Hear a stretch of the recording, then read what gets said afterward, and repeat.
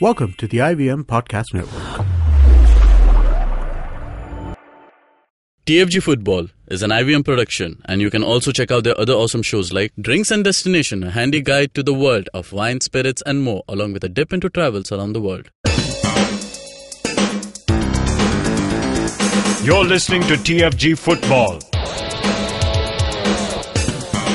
Hello and welcome everyone. This is a new episode of the TFG Indian Football Podcast. And well, we have, as usual, Kevin is joining me in the studio and Chiranjeev is joining us via the phone call. Now, big news that comes in is that, well, nothing surprising here. This is same old news, but just that with a little bit more confirmation and affirmation, I should say, not confirmation. With like they've asserted saying that, hey, you know what, we want this to happen, and we see to it that it will happen. So what I'm talking about is the AFC has apparently written a letter to AIFF saying that going ahead 2018-19, they want a one league season which has 18 odd teams. Now, Chiranjeev, we saw this coming, and it has come here, and they are apparently going to meet. So what is there going to be? Just the same meeting continues, right? The saga, the whole thing of... Yeah, we'll have too many meetings like happening, probably from August, mid-August is going to be the first of the new series of meetings, or the new season of, game of meetings or whatever it is, game of boardrooms. We're going to everybody sit down and talk again, and probably they'll meet like 10-15 times before anything is done. So what is significant about this is that this is the first time we actually have like a clear statement of intent from AFC. Like, they have been saying like, yeah, we would prefer one league, we would prefer there to be and everybody to be in the same league and everything, but we want AIFF to do what they want. We are supporting AIFF. Like, that was the official line of talking. They never really publicly suggested a proper structure for the whole thing. They kept that to themselves, and whatever suggestions they did, they actually made, that was done behind the closed doors. They sat down together with I-League clubs and ISL teams and AIFF, IMG Reliance, and they made their suggestions over there. But this is the first time they're saying that, look, 2018-19 onwards, we want one league where there will be 18 clubs. Okay, we would prefer that. That's the direction that we want to go in. And they're not even just talking about East Bengal and Mohun Bagan. They're saying Dempo, Salgaonkar, everybody, all the Goan clubs that walked out from I-League after ISL's, and it was clear that ISL was taking over, and these guys were not even going to get a chance to play in make even a bid for ISL because of that 50-kilometer exclusivity clause. So when that was happening, AFC was paying attention, and now they're mentioning all these clubs. They're mentioning East Bengal, Mohun Bagan, and all the Goan clubs, and everybody who has had a significant, contribution to Indian football. So what is the takeaway here is that the exclusivity clause, which threatened to, push East Bengal and Mohun Bagan out of their home city, where they were born, where they have thrived for 100 years, and where they have created the football culture on which ISL is getting so much success. Atletico de Kolkata are getting so much success. They were said, you can't play from Kolkata, you have to go somewhere else. This is a clear vote from AFC against that thing. They're saying, I'm pretty sure if IMG Reliance want to keep the franchisee fee structure, they will be able to keep it for now.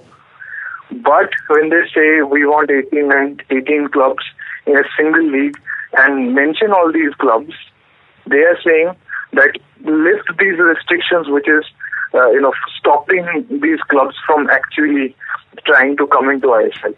So maybe that will be the focal point of the negotiations, and maybe the amount of franchisee fee will also be negotiated. So we'll see how that happens. Lots of time. We're going to have a shit show of a season in the meanwhile, with I-League running and ISL running in parallel. But yeah, this is a good first step, and this shows that AFC really wants this to be done in over the next year. because they must be getting a lot of pushback for allowing 2 parallel leagues in India.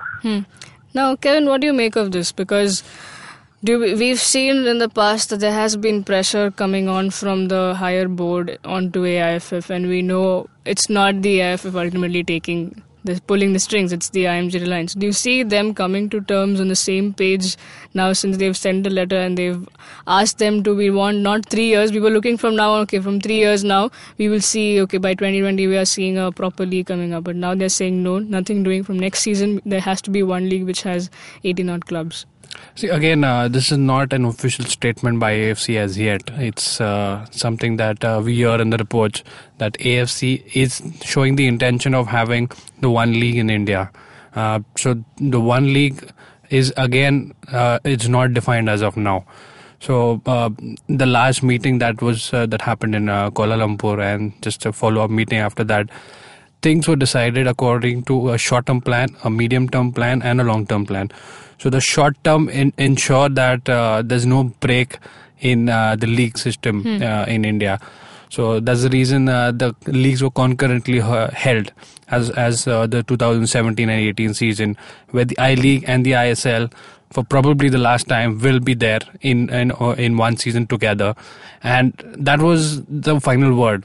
So what we are hearing now is the medium-term plan, which probably has a unified league. Now, all we want is a league structure that what I-League already had to be promoted as good as ISL has been. So that is the only stopgap that we feel was there in the promoting of Indian football. So that seems to be taking one step closer. We don't know. It's again too far away from anybody's understanding whether a unified league will run as smoothly as we are expecting. But it's a long process. But to start off a long process, you need to take that one step. So this is that first step towards understanding if and how can we merge both the I-League and the ISL together. So we expect a lot of to and fro, and again the hindrance is the Under-17 World Cup that's happening in October. So another a blessing in disguise is that FIFA officials will be here. Different cities where the 6 venues where the World Cup is hosted will see a lot of AFC and FIFA officials traveling and having a look at the infrastructure, and that is where we expect the most of the meetings to be deciding the future. And it's not the future of Indian football. It's again, as I keep saying, it's a transition phase. You need to get things sorted in a very high level matter for high level meetings first, and then go down to the small bits and pieces. So this is just a small initiation from AFC. I hope they come out and send out an official confirmation soon, because again this is all reports that we're hearing.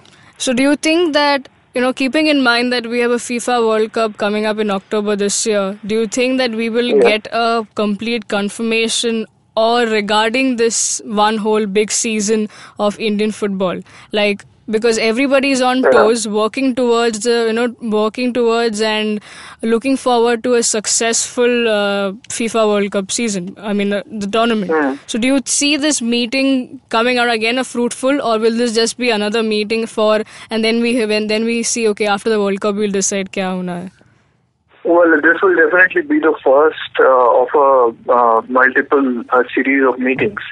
But if you remember, in the AFC presentation, they said that on the long-term and medium-term vision or the roadmap that they need to create, that has to be done immediately after the World Cup ends. So they are actually thinking, okay, when the Under-17 World Cup is happening, everybody will be here. Yeah. Right, everybody will be attending the matches, especially around the semi-finals and finals. We'll probably have even the FIFA president in India. So they can sit down around that time. They can, have the last few meetings. And and before that, they need to do all the research. They need to do the data gathering. They need to do that analysis and create reports. And I think this is the first in a series of meetings to ensure that work is proceeding according to the plan. So this is probably a pit stop or a checkpoint meeting. Okay, so we'll probably see a checkpoint meeting every 2-3 weeks, let's say 3-4 weeks, all the way 4-5 meetings leading up to the final meeting end of October, where they will come up with that final solution, so to speak. And it's actually very important, because you need some commitment there, because you don't want people to get comfortable with the idea of 2 leagues. It's very dangerous for FIFA and AFC both. Right. And ISL would love it, I'm pretty sure, because they don't have to become the top division, and they can keep out the other clubs, and they can just choke them by running in parallel and not allowing the other club, other league, its own space. So yeah, it's a thing that they need to work out. They need to get a commitment from IMG Reliance and AIFF on how they're gonna get all the clubs into one league, how they're gonna handle the merger, I think the thing that stands out here is that AFC is not happy with a half merger. The kind of roadmap that came from the original IMG Reliance presentation that happened last year. They said 10 clubs and 10 clubs in ISL, then we have League 1 and League 2. They're saying 10 clubs is not enough. We got too many stakeholders who have served Indian football long term. Like just Indian football from the NFL era and before was sustained by these clubs. It's not like in ISL where the organizing committee does everything for the franchises, and the franchises just pretty much pick players of a draft and come and show up for a bit. These clubs were doing everything. AIFF as per usual rules, the federation is not an invasive entity. The clubs have a lot of freedom, which means they have a lot of more responsibility, and they sustained it. So now if you just throw them out of the system by having this one city, one club rule and 50 kilometers without, you cannot operate within 50 kilometers of each other. It's bullshit, because it just closes the door on them. So FIFA, AFC and FIFA do want that gone. They want the door to be open for everybody to come in. Now, talking about the long term, that's probably when the question of promotion relegation comes in. No franchisee fees. Whoever has the merit is to come and play in the top league. But that I don't think they will be able to enforce on a timeline yet. For now, what will happen is the one city, one club rule will have to go away, and they will have to let all these clubs at least bid. Okay, they should have the freedom to bid and play. And it's actually getting a bit better, because if I am to pick one good thing that has come out of this entire seasonal crisis about ISL and I-League and which stadiums will be used by what, all these issues, the positive that has come out of this is that we have the obvious good effect of FIFA Under-17 World Cup investing in so much infrastructure, giving us 6 very clearly defined world-class stadiums. Okay, and supporting infrastructure around it. But even others are stepping up the game. Like Mohun Bagan are going to play their home matches, I-League home matches in Mohun Bagan ground now. They're adding floodlights and they're upgrading their own ground. We have East Bengal who are thinking of doing the same thing. Mirabur Punjab want to renovate their ground in Chandigarh. Chennai City are talking about making their own small stadium. So DSK are thinking about going into construction within the next couple of years. So all these people are talking about upgrading infrastructure, which is unprecedented, never happened before. So many new clubs just talking about new stadiums to come into the system. And we have a new stadium coming up in Panjim.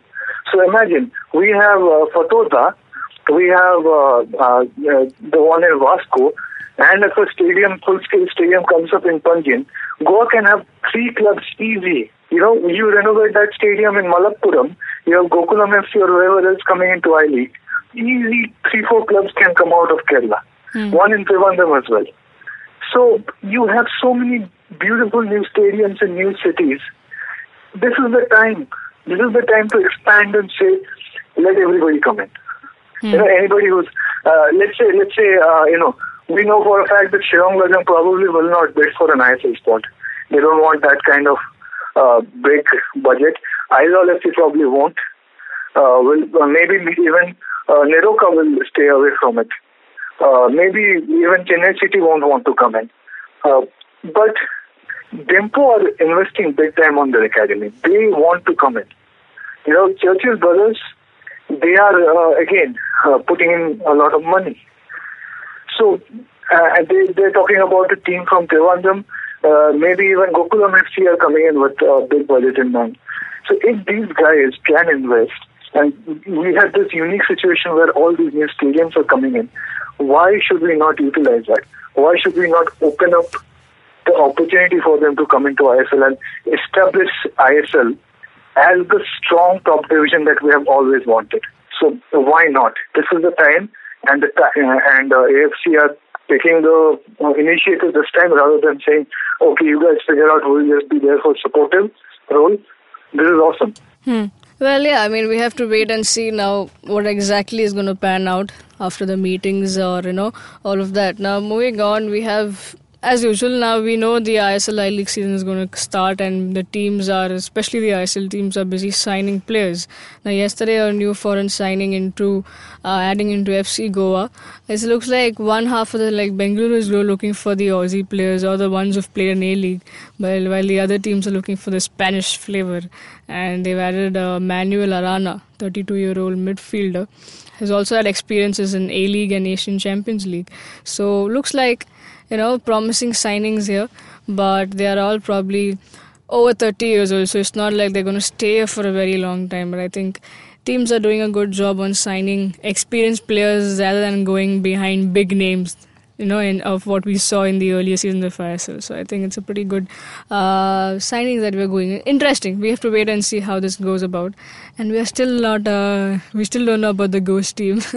We are still waiting for them to announce. Probably the name will be Jamshedpur. That is what we but yeah, nothing can speculate that much. Yeah. But nothing more than that. Yeah. Again, there's no announcement after the two names of the new entrants for ISL was given. So we are yet to hear any transfers or any signings by the Jamshedpur team as of now. Probably they're just waiting for the draft system. They'll pick everyone from there. Even the coach maybe, you never know. I think they'll have to, because if they do not have any... it's a new team, so they don't have any retention policy to apply to any player. So it has to be all draft, 100% draft. Yeah. Now, moving on, well, this is something that has been going on for a very long time. I mean, we started talking about this since when the national team, the senior national team, wanted to go. Stephen Constantine was keen to take them for a USA exposure tour, but that got cancelled because of visa issues. And then we spoke about he was coaching under 23 team as well. That is what we are looking at, the future prospect, the future lot of the senior team. But even that got cancelled. And now the new team, the new section of team that has been denied a USA exposure tour due to visa issues are the under-17 team. What's happening, Kevin? What is this? I think there's a problem with the USA visa. It's not the Indian national team. Probably they'll have to look for another exposure tour, because the Spanish tour worked well. I mean, the European tour worked very well. And the South American is on the way now. Yeah. So I think the US is a bit of a jinx for India. So probably we'll have to not consider that country to go for an exposure tour. Yeah, Chiranjit, come on. 2 times we've been declined. Why are we still behind USA? Okay, I'll ask the listeners to do one thing. Go back to the episode where we talked about the under-23 team visa got cancelled. So just listen to what I said. Just in your mind, it is under-23 with under-17. And every time I say twice, just make it thrice. I don't know what else to say, man. This is stupid. Like, what? We're promoting football in this country? Like, the government is talking about football being a big priority? Like, do you think cricket team will suffer this? And let alone, like, senior cricket team, under-15 cricket team? Do you think that is going to happen? The moment something happens, there will be a call made to the ministry, and the ministry will sort it out. They'll say, hey, there are representatives. Right? Why did that not happen? It's I don't even know. But let's just say, that after the USA tour for the Indian senior team was cancelled. But if we're just looking, at this point, I'm so upset with it that since last night I've just been making jokes about it.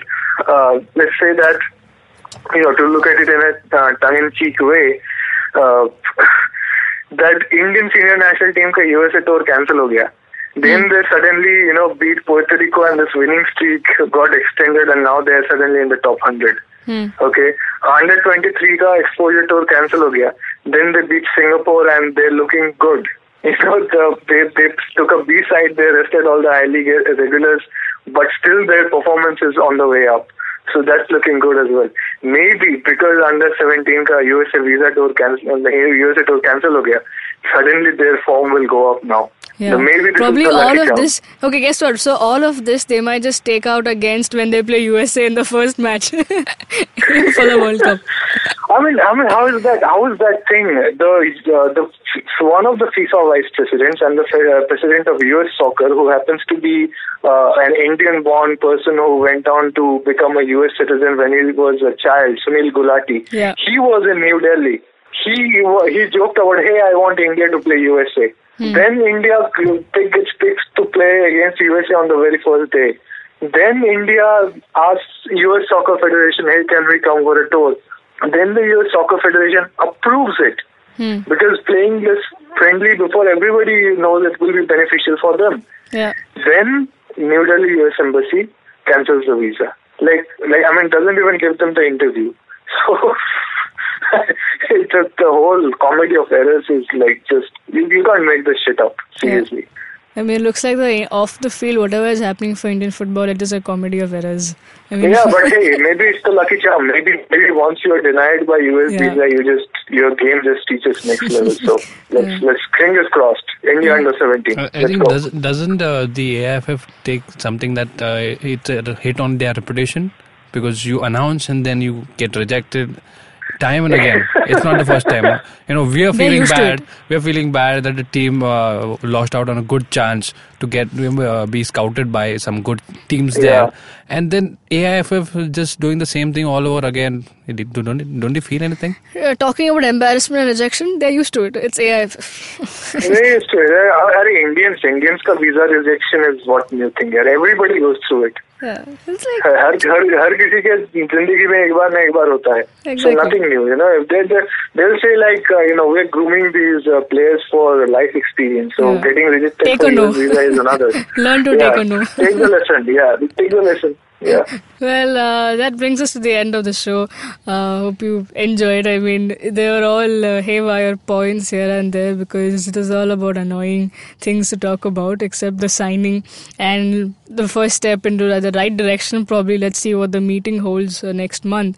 Now, you want to know about all that's happening in Indian football, do follow the TFG football Twitter handle where you get everything. And you can also log on to our website, thefangarage.com, read about all these stories and everything about the signings and whatever that we've spoken about in the past and today. And if you want to talk to us directly, you can do that. Chiranjit Oja, Boza _Kevin, Siju Matthew 94. Those are our Twitter handles. You can also listen to our show. If you're listening to us on YouTube, then please like, share, subscribe. Leave your comments below. Let us know your thoughts. What do you think about these visa issues not happening? And you can also listen to us on Audioboom, SoundCloud, iTunes, and various other podcasting apps. Have a great day, folks. Enjoy. Cheers.